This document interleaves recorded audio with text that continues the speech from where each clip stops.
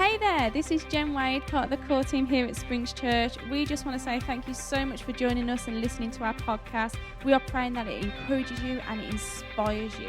And if you'd like to find out more about Springs Church, please visit our website, springschurch.co.uk. Here's today's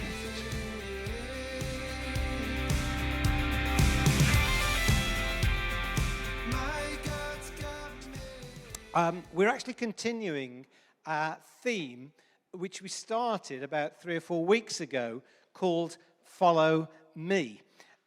This is something that if you've been following us online, you'll perhaps have heard the first couple of messages that myself and Pete have delivered. So this is the third one in a mini-series. And actually, we don't quite know how many more there are going to be in this particular series, but we're certainly following on today with this theme of Follow Me. If we could have the first scripture up now, please, Stella. The key passage that we're concentrating on is from Matthew's Gospel, the book written by Matthew right at the beginning of the New Testament. And it is from Matthew chapter 4, and this really well-known, simple, short story about Jesus meeting some of his 12 followers. As Jesus was walking beside the Sea of Galilee one day, he saw 2 brothers there, Simon, who was called Peter, and his brother Andrew. They were casting a net into the lake, for they were fishermen. "Come, follow me," Jesus said, "and I will send you out to fish for people." At once they left their nets and followed him. Going on from there, he saw 2 other brothers, James, son of Zebedee, and his brother John. They were in a boat with their father Zebedee, preparing their nets. Jesus called them, and immediately they left the boat and their father, and they followed him. That's the key scripture that we're basing this mini-series on, the calling of these 4 early followers of Jesus.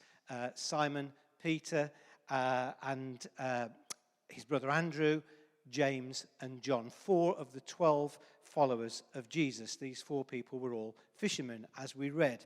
Today we're going to be looking particularly at their response to Jesus. And I want to be looking at our response to Jesus as well. And at the end of the service, we're going to give everybody the opportunity to make that response, to follow Jesus. Whether you've been a follower for many, many years or whether you're completely new to it, the opportunity is there at the end of our service to really recommit to following Jesus. How do you think you'd feel if some stranger came up to you and said, "Follow me"? Just out of the blue. It wasn't quite out of the blue, because actually the Bible makes it clear to us that although this is written as if it was the first time Jesus had actually met the disciples, it's very probable that they'd met him before, they'd seen some of his earlier ministry before this particular day where he specifically called them. But nevertheless, Jesus said the 2 words to them, "Follow me." He was actually saying far more than "follow me." What he was really saying to them was, if you follow me, you're going to experience something completely new in your life. If you follow me, you're going to become more than you think you are. You're going to be able to do much more than you ever dreamed or imagined you could do. If you follow me, you're going to discover truth, you're going to discover things, you're going to see miracles, you're going to have the most exciting life you can even imagine. If you follow me, I will set your life on a completely new course. If you follow me, you will find out exactly who you are meant to be. If you follow me, you will have transformation in your life. You'll have a new direction to go. You'll have new purpose in your life. You'll have new fulfillment in your life. That sounds really attractive, all of those things, but Jesus didn't pad it out. He just said, "Follow me." We now know with hindsight that all of those things I've just mentioned, Jesus was offering them, but he didn't lay it out to them. Similarly to us today, I believe Jesus is simply saying, "Follow me." I love their response. They didn't think twice. They didn't count the cost. They didn't even ask any questions. I would have thought the most obvious question to ask Jesus was when he said, "Follow me." If anybody said, "Follow me," the first thing I would say to them is, where? Where are you going to go? Where do you want me to follow you to? They didn't even ask that simple question.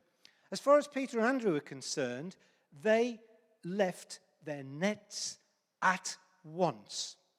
They did it straight away. Now, it's quite probable that Peter and Andrew were fishermen who were employed by somebody else. We don't know exactly, but it says they left their nets.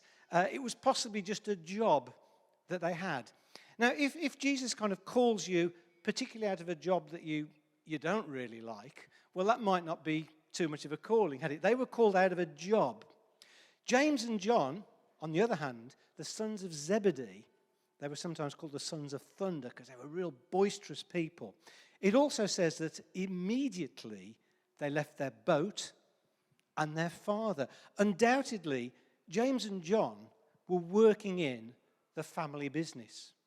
Now, Galilee in those days was a very, very fertile land. It was a land where farming was really good in the area of Galilee. And the Sea of Galilee, the big lake of Galilee, if you like, was a really great area to go fishing. There were loads and loads and loads of fish in the Sea of Galilee. So these lads, James and John in particular, I'm not saying that they were fabulously wealthy beyond their wildest dreams, but they certainly had a very comfortable existence. It was a family business. We know that they employed other people. The Bible tells us that. We know that they had their own boats, that their father was in the business. They were probably set up for life. And yet still their response was the same as Peter and Andrew. Immediately, as soon as they heard the call of Jesus, they left their business, they left their way of life, and they also left their family. We're going to perhaps touch on that in a bit more detail in just a moment. When Jesus called these four men, he called them for their own benefit and for their own blessing. But actually, he called them to be a blessing to the whole world. He didn't just call them to follow him, but he actually called them to follow him and become fishers of men. They were going to become preachers. They were going to become apostles. They were going to become teachers. They were going to become healers. They were going to become miracle workers. They were going to be God's people on earth. And the blessings that came to us through those four people and the other followers of Jesus are still resounding around the world to this day. When they decided to follow Jesus, they had no idea that they were going to change the course of world history when they made that decision. They just decided to follow Jesus. They left everything, not counting the cost. And that is the message that Jesus is giving to all of us today. Follow me. Don't look back. Don't count the cost. Just follow me. I want us to move on a little bit in the story of the teachings of Jesus. We're going to look at a very short passage now from the gospel that was written by Luke, who was a doctor. Luke's gospel is a fantastically analytical account of Jesus, and we're looking at chapter 9 in Luke.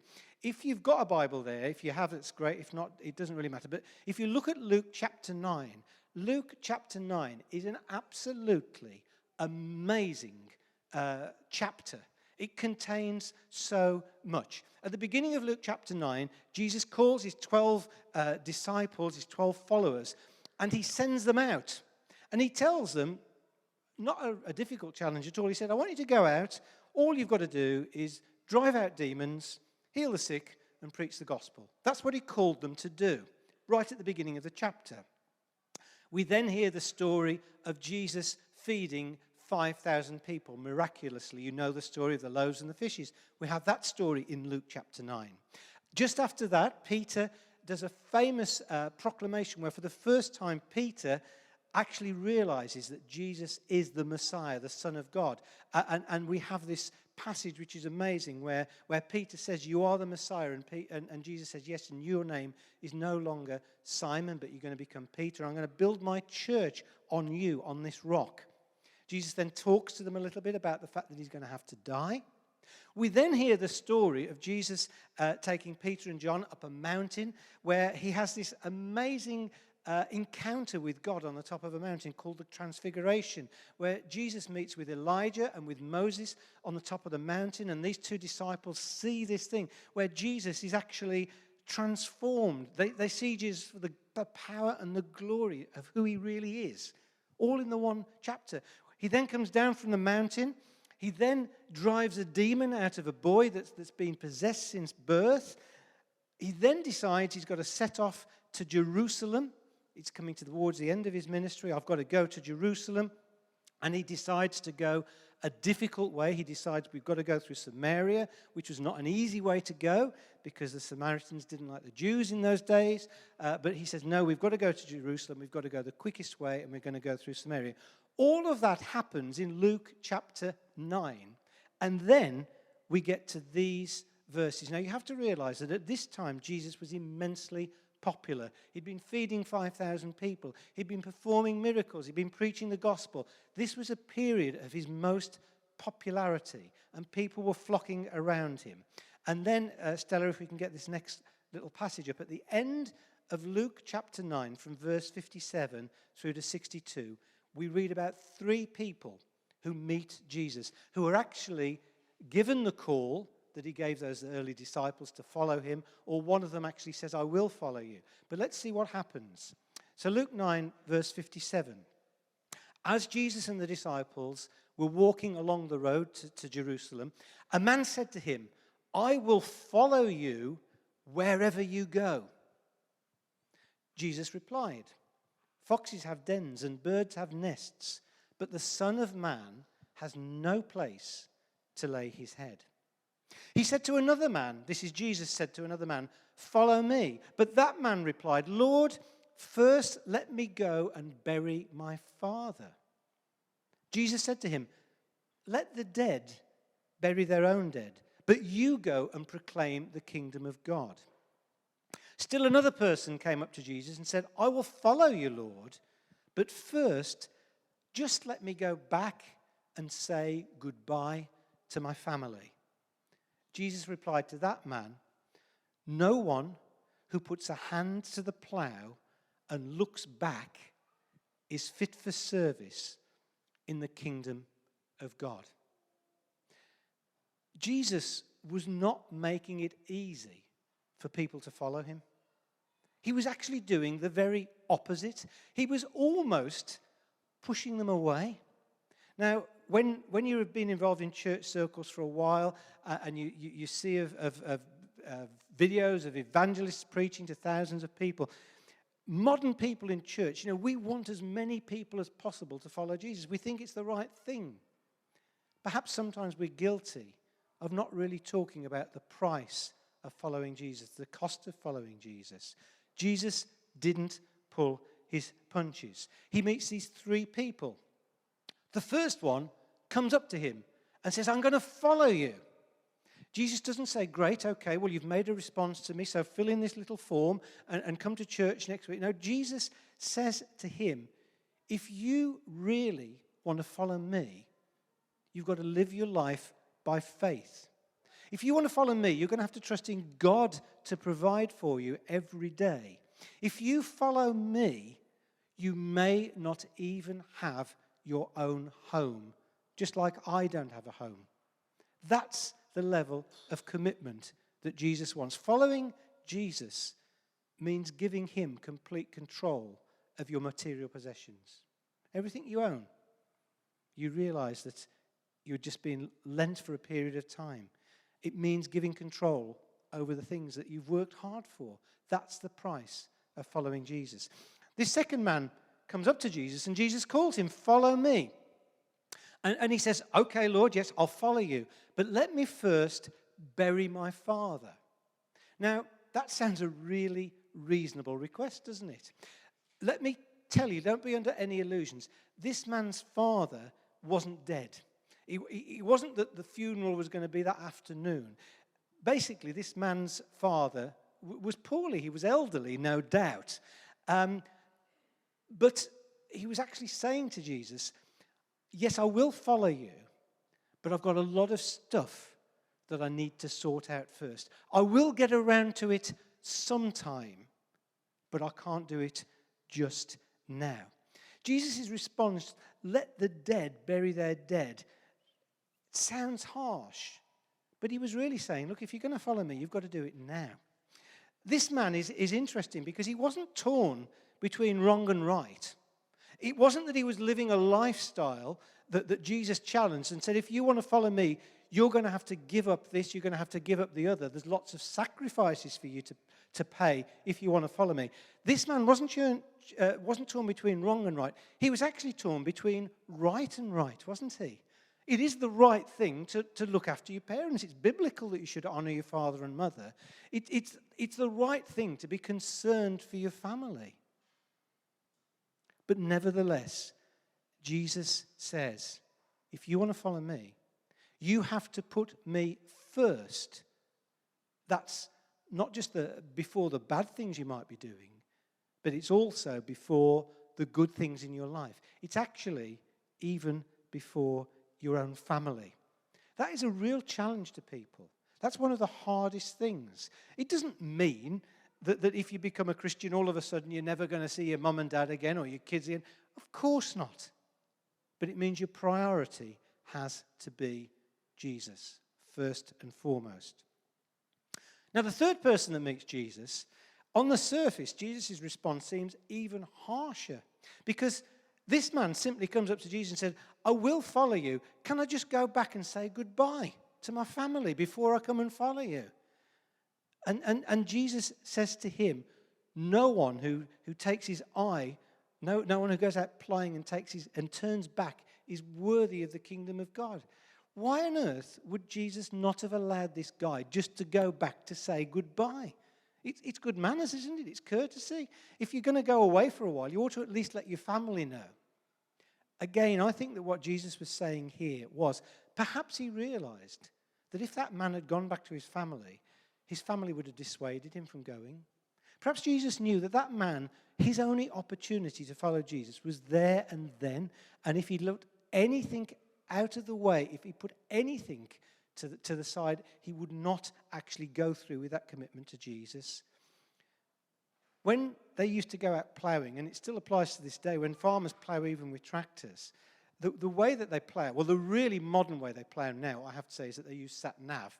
The farm buyers were proudly showing me the sat-nav in their tractor to help them to plough straight lines. But traditionally, when you plough, as I'm sure you're aware, you have to focus on a point in the distance, and you have to go towards that point. That's the only way you get a straight line. If you're not looking where you're going, then your furrows are going to be all higgledy-piggledy. And Jesus was using that illusion to say, you've got to be focused on me. Following Jesus means that it's just between you and him.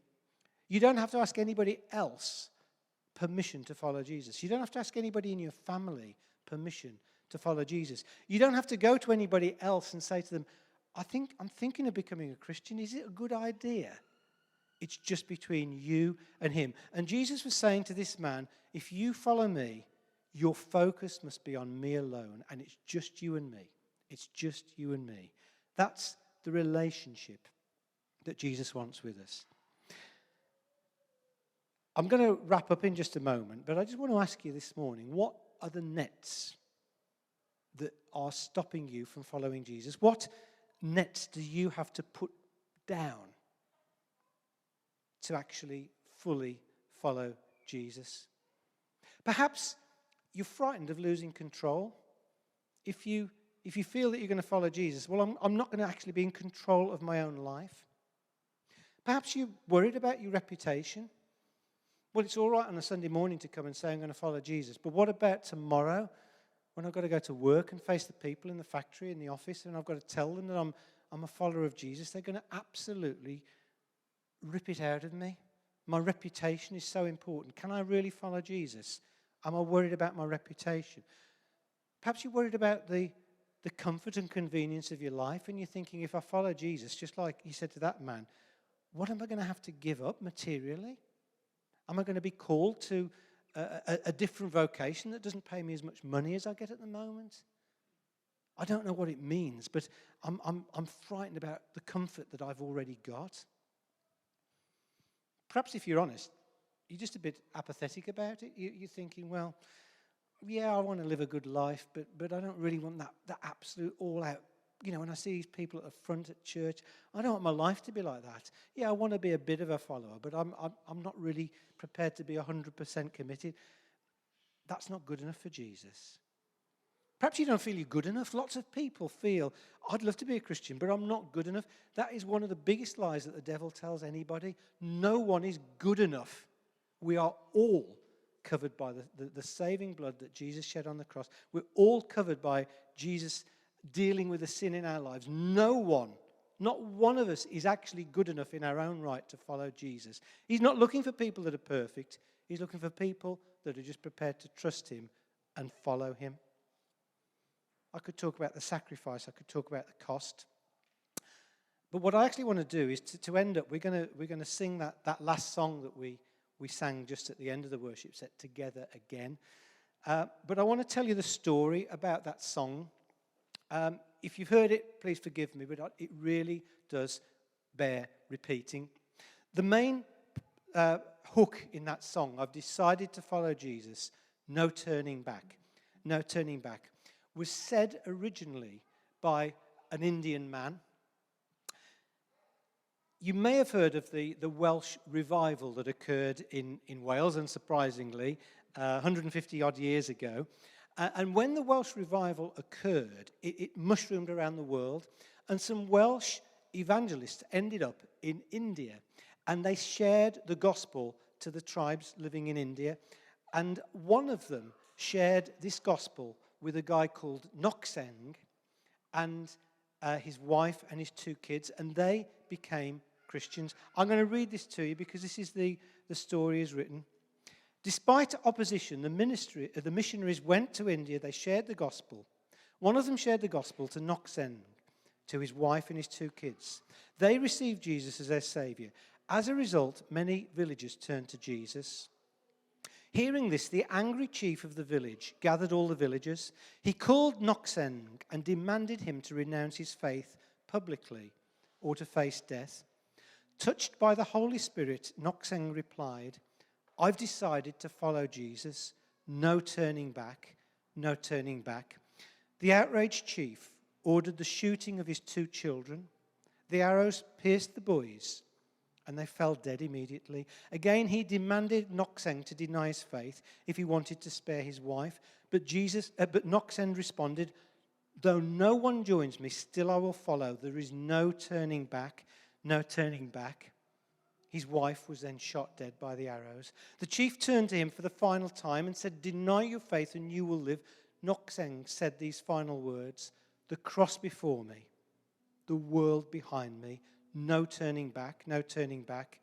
He was shot like the rest of his family. But this actually triggered a revival in the village, beginning with the chief who organized the shooting. The chief was so disturbed by the faith of the man that he couldn't understand it, why he gave up his life, his wife, his 2 kids, for a man who'd lived over 2,000 years ago in some other continent.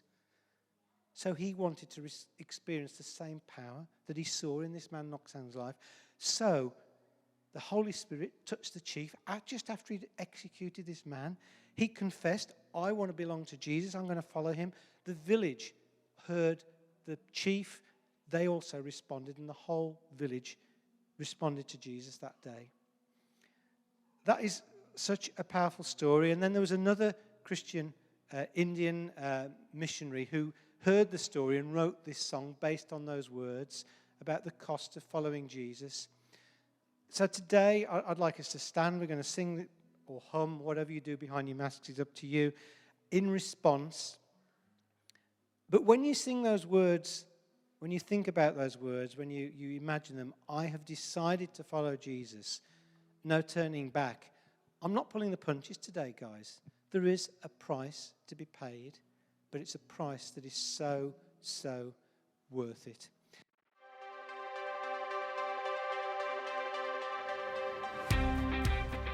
Thanks again for listening. To hear more of our messages, make sure to subscribe to our YouTube channel and our podcast channel for past preachers. If you feel like you got something out of today's message, why not share it with your friends and spread the good news of Jesus? We are praying for you. We love you. So please, if you need anything at all, check out springschurch.co.uk. God bless.